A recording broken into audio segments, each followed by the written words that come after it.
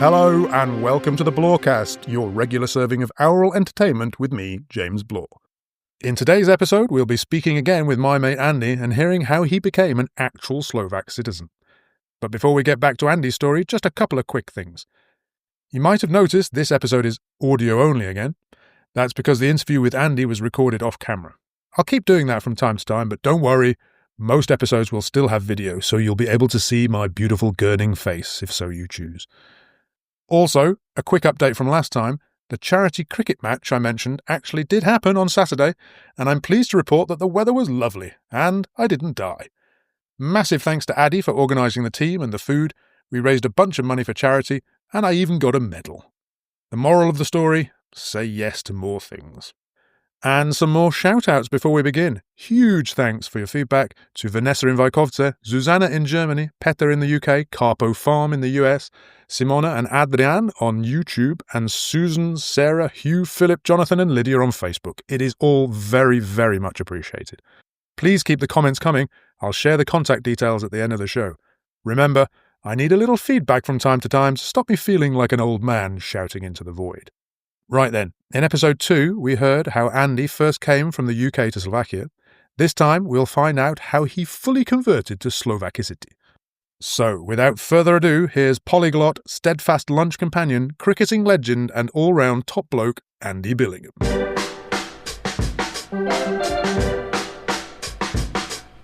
You've gone considerably further in your assimilation than I have managed, and in fact you are now a Slovak citizen, is that right? That's right, yeah. How did Hello again, everybody. And tell us how that came about. Why did you decide to do that? I think it was just something which I decided to do because I've never had any trouble here. Through having a Slovak wife, I got permanent residence, the right to permanent residence, I think just 3 months after returning here from the UK in 1992. No problems owning property.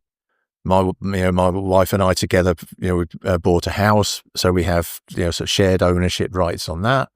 No problem getting a business license and being self-employed, or getting a bank account. No problems with once things were sorted out in the 1990s, like with the UK, no need for visas or anything like that. Mm-hmm. So I'll say it wasn't because I started feeling sort of restricted or sort of under threat or anything like that. I think it probably was part of a process of assimilation that I've reached a point where I thought, what could I do next? And the next step was to apply for citizenship. What does citizenship enable you to do that you couldn't do before? Right. I mean, for example, with permanent residence, I could vote in local elections. Mm-hmm. I could vote in regional elections, but I didn't have the right to vote in national elections, so elections to the National Council or presidential elections. Whereas having citizenship, I can do both of those, mm-hmm. which is just adds a bit of interest, like every so often, to living here. I'm not sure about actually being elected to the National Council. I mean, I've never been interested in that, or not even the local council. Although, even with permanent residence, it's possible to be elected to local council. I think even to become mayor of a municipality is possible. Mm-hmm. But even though I'm not interested in that, with citizenship, I could stand for president. Andy for president. Sometimes, I know it's quite nice. It's just on the level of how I feel. Like if this topic comes up and I can say to people, actually, yes, I do have Slovak citizenship. Yeah. And people are quite impressed. What, if I can ask, what did you actually have to do? What was the sort of process? How long did the process take? And what kind of steps, what kind of hoops did you have to jump through? Yeah. I think from the sort of first moment when I actually said, right, I'm going to get a citizenship of this country, it took 1.5 years. Mm-hmm. But I didn't hurry. Everything was prepared. Going to the former KNV building up the end of Komenského, there's a department upstairs on the third or fourth floor, especially for citizenship and residence issues. And when I went there, and I said, like, I've been living in Slovakia for quite a long time. I'd like to apply for citizenship. And the reaction was, yes, of course. Right. Here are like printed lists of documents that I had to collect and obtain. I was just handed several A4 sheets of paper with everything printed, and I just had to work my way through the instructions. And was there a test at the end of the process, I think? Yes, that was the last thing, language test, so that I could show that I was proficient enough in Slovak. Also, everything, listening, speaking, reading, writing. Also answering some questions about like general knowledge, about this country. So I don't know, maybe altogether, maybe it took an hour. Wow, bit less. What did they ask you about? I had to read a text aloud, which was taken from a magazine, and it was a text about a woman from South America somewhere who came here, I think, as a chef. So, like, cooking in a hotel restaurant, and then got married here. So this text in Slovak about this woman, there are quite a lot of similarities with my case. So, but the first thing was I had to read it aloud, and I thought there were three ladies in the panel or the commission doing this. There was the kind of boss lady, the head of department, and she managed the whole procedure of the test, so with the instructions and what to do next and that. And then there were two women, and it was a bit like good cop and bad cop. Like one of them sort of like being strict, and the other one like being helpful. And so with this reading aloud, I thought I would read a few paragraphs, and they would say, yeah, that's fine, that's okay. Mm-hmm. No, I had to read like two whole pages. Then they took that text away from me and gave me blank sheet of paper, and told me that I should write sort of like more in my own words, like to write down the content of that article about that woman who came here there as a chef. So I started writing in Slovak, and but this time when I got to the bottom of the page, right, and turned over and continued writing, then they said, I think that's I don't want to read any more of that. So then the strict woman took that text that I'd written and started reading, and lights of humming and hawing, and I said, I have a bit of trouble with dolzhnie, right? And she said, yes, I can see that, but but the meaning of what you've written is it's all very clear. And then we moved into speaking, right? And I had to tell them something about myself in Slovak, my background and reasons for coming here and what I do here, sort of details of my life here. Mm-hmm. A little bit, sort of about if it was difficult to get used to living here, or for things which I like, or maybe some things which I don't like so much. And then there were some questions about general knowledge about Slovakia.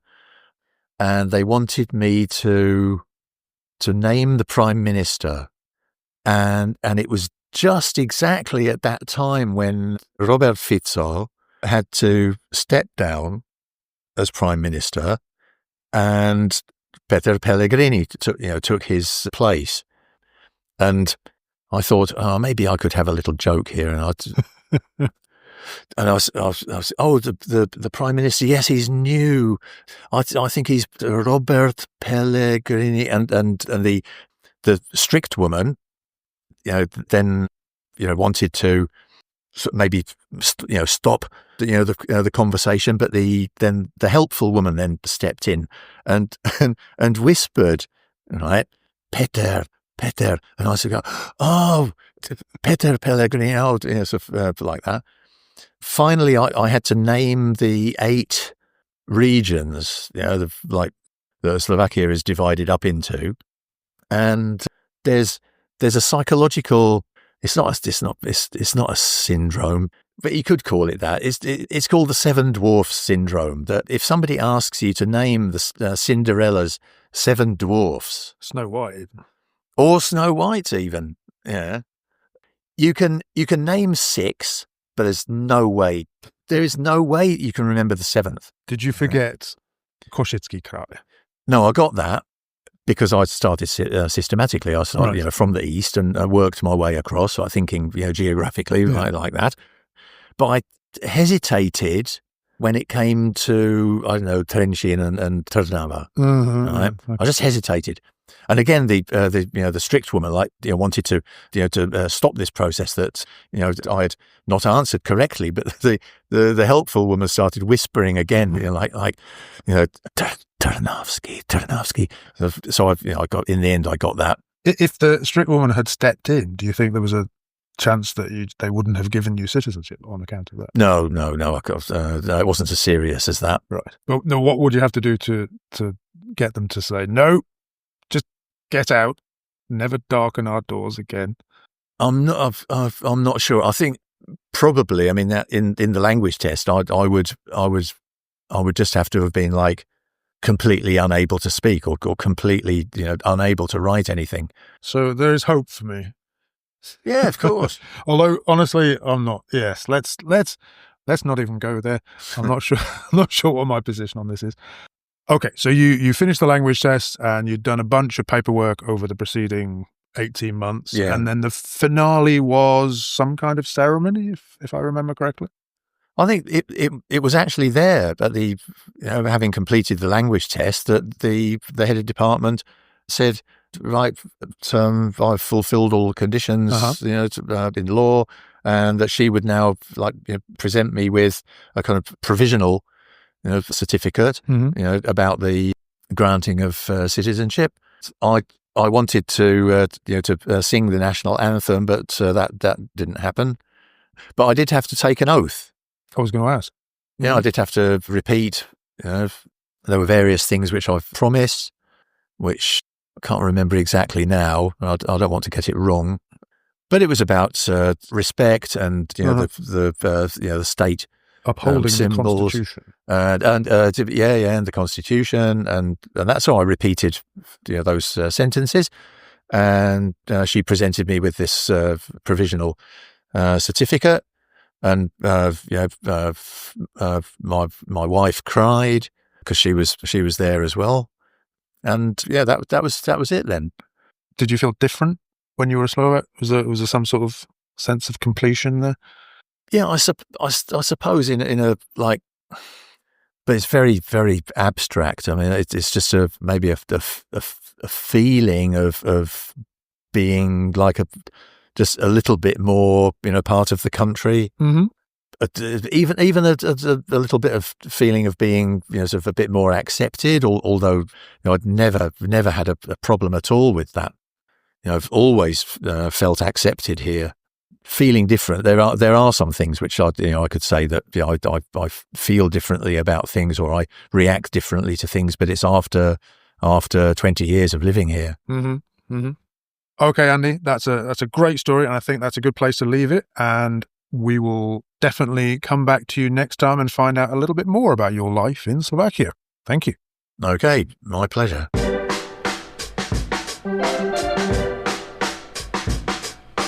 And there you have it, a whole new Andy-shaped Slovak citizen. I'm sure we'll be hearing more from him in future episodes. If you've got questions for Andy or me, do get in touch. You'll find all the links in the description, website, email, YouTube, Facebook. Pick your favourite and say hi. Thank you so much for joining me. Please like, subscribe, share, and do all of those good things. See you again soon. Bye-bye.